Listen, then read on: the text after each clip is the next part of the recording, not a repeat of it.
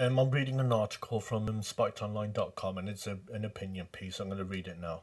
Um, Chris Kaba was a gangster, not a victim. I did not. I only saw this on Yahoo News, but I didn't really look into it, so I don't know anything about this. So I'm going into this with fresh eyes. Anyway, a Metropolitan Police firearms officer who shot dead an unarmed black suspect was cleared of murder yesterday. It was the right verdict in a case that has been warped by identity politics and shrouded in unfounded allegations of police racism. Police Sergeant Martyn Blake shot Chris Kaba dead on the 5th of September 2022. Blake and his colleagues had been following Kaba's car, a blue Audi Q8, after it had been linked to a firearms incident the previous day. They forced it to stop on a residential street in Streatham, South London, and asked Kaba to step out the car, but he refused and then proceeded to drive the car towards the armed officers. It was in this moment that Blake fired a single shot at Kaba, hitting him in the head. In the immediate aftermath, commentators and campaigners tried to paint Kaba's killing as evidence of systemic police racism. His father was quick to declare that the shooting was racist and criminal. On 10th of September 2022, Kaba's parents led hundreds of protesters, including Labour MP Diane Abbott and rapper Stormzy. I'm not surprised that Diane Abbott was even involved in this. On a march serenaded by chants of "Who are the murderers? The police are the murderers." Speaking to reporters at the rally, Rasheen Nix, a Green Party Equalities and Diversity officer, said Kaba's killing proved the police neither protects us, the black community, nor serves us. Too many seemed utterly convinced, without a shred of evidence, that Kaba had unjustifiably killed by a racist police force. The outrage from activists, politicians, and others appeared to drive decision making throughout the case. A week after Kaba's killing, Metropolitan Police Chief Sir Mark Rowley seemed to cave into calls to take action against Blake by suspending him from duty. This prompted Bel Ribeiro Adi, Labour MP for Streatham, to complain that it shouldn't have taken public pressure to make this happen. London Mayor Sadiq Khan said the decision to suspend Blake was really important and that he fully supported it.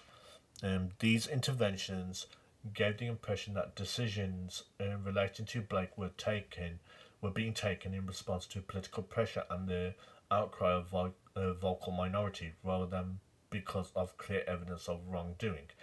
At the same time, commentators and activists tirelessly presented Kaba as a blameless, even admirable young man who was described as an exemptant father and an aspiring architect. Since the verdict and the relaxation of reporting restrictions, a very different picture of Kaba has emerged. The 24-year-old had several convictions to his name and was a senior member of the 67 gang.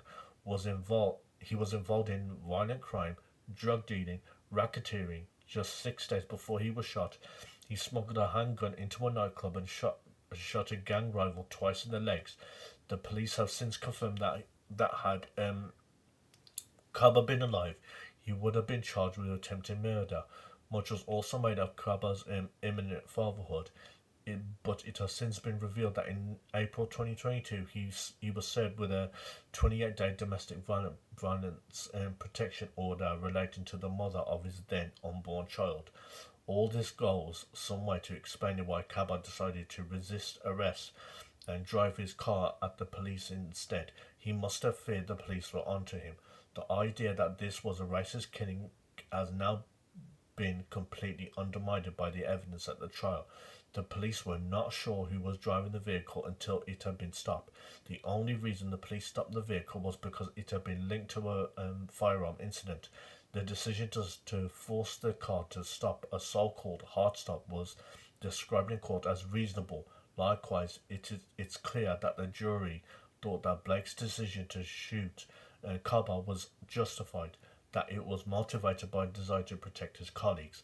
In response to Blake's acquittal, some politicians and pundits have said that the case should have never been brought to court in the first place, but Crown Prosecution Service was well within its rights to prosecute, given the seriousness of the allegations.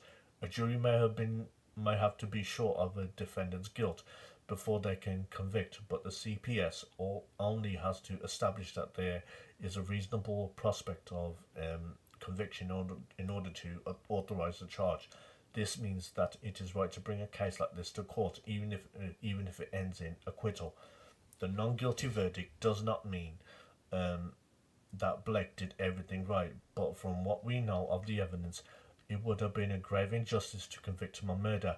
He made a split-second decision while Kaba was threatening the lives of his fellow officers. The prosecution claimed that Blake murdered Kaba through anger and annoyance. While we do not have access to the entirety of the prosecution's case, from what we do know that there is a scant evidence that Blake acted in anger.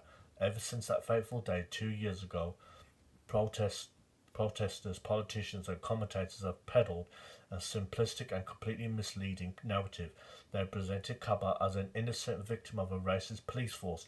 At every stage they have insisted that this was yet another example of systemic racism that is said to have blighted the lives of black people.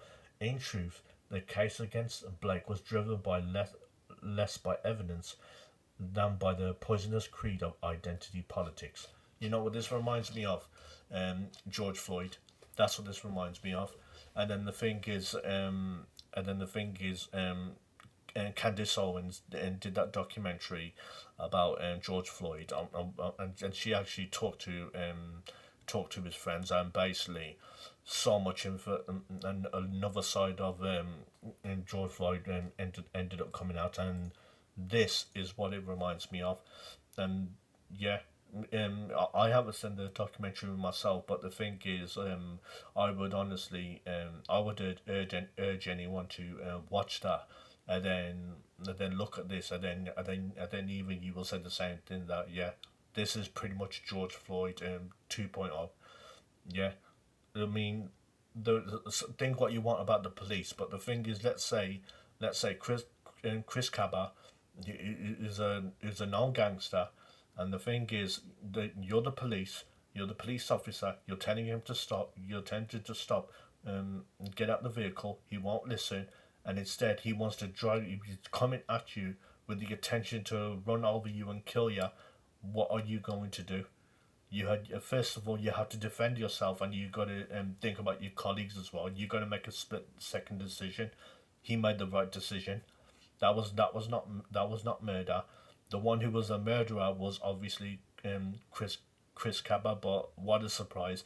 Identity politics has to be played into it, and the fact that Diane Abbott was part of the protest is like, what a fucking shock. All she is just, people like her are just poisonous, and to me, in my opinion, yeah, and yeah, I'm not black, but if anything, I honestly don't think she's a positive role model for black people, because she makes it about race, and she does not make it about the person. Because the thing is, it doesn't matter if you're black. Every person is an individual. It's about individual choices. He made a choice. He made a choice to try and murder a police officer, and he paid the price for it, and justifiably so. So yeah, the right verdict was done. So anyway, thanks for watching. I'll see you soon.